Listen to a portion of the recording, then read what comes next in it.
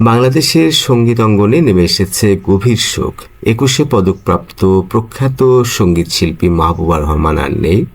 বৃহস্পতিবার সন্ধ্যায় ঢাকায় একটি বেসরকারি হাসপাতালে চিকিৎসাধীন অবস্থায় তিনি মারা গেছেন। মৃত্যুকালে তার বয়স হয়েছিল ৯১ বছর। সন্ধ্যা ৬টা ১৫ মিনিটের দিকে তিনি শেষ নিঃশ্বাস ত্যাগ করেন। তিনি বার্ধক্যজনিত নানান জটিলতায় ভুগছিলেন।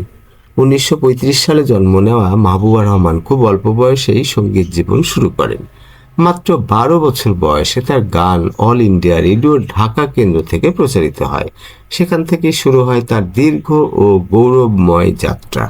৫০ ও ৬০-এর দশকে তিনি রেডিও চলচ্চিত্রের অত্যন্ত পরিচিত কণ্ঠ হয়ে ওঠেন। পল্লীগীতি ও আধুনিক গানে তার অসাধারণ দক্ষতা তাকে দেশের সঙ্গীতাঙ্গনে বিশেষ সম্মান এনে দেয়। মাহবুবা রহমানকে বিশেষভাবে মনে রাখা হবে মুখ ও মুখোশ চলচ্চিত্রের জন্য। এটি বাংলাদেশের প্রথম পূর্ণাঙ্গ বাংলা সবাক চলচ্চিত্র হিসেবে পরিচিত। সমর দাসের সুরে গাওয়া মনের বনে দোলা লাগে গানটি তাকে ব্যাপক পরিচিতি এনে দেয়। দীর্ঘ ক্যারিয়ারে তিনি বহু জনপ্রিয় গান গেয়েছেন। এর মধ্যে রয়েছে নিরালা রাতের প্রথম প্রহরে এবং তোমাকে ভালোবেসে অবশেষে কি পেলাম।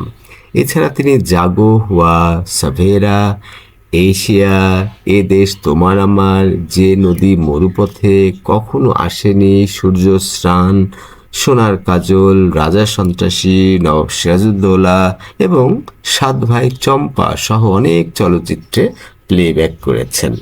বাংলাদেশের সঙ্গীত ও চলচ্চিত্রে তার অবদান ছিল ভিত্তির মতো শক্তিশালী। দেশের সাংস্কৃতিক পরিচয় গড়ে ওঠার এক গুরুত্বপূর্ণ সময়ে তার কণ্ঠ ছিল এক অনন্য শক্তি। মাহবুবা রহমানের মৃত্যুতে শেষ হলো একটি যুগ, কিন্তু তার গান, তার কণ্ঠ আর তার অবদান বেঁচে থাকবে মানুষের হৃদয়ে।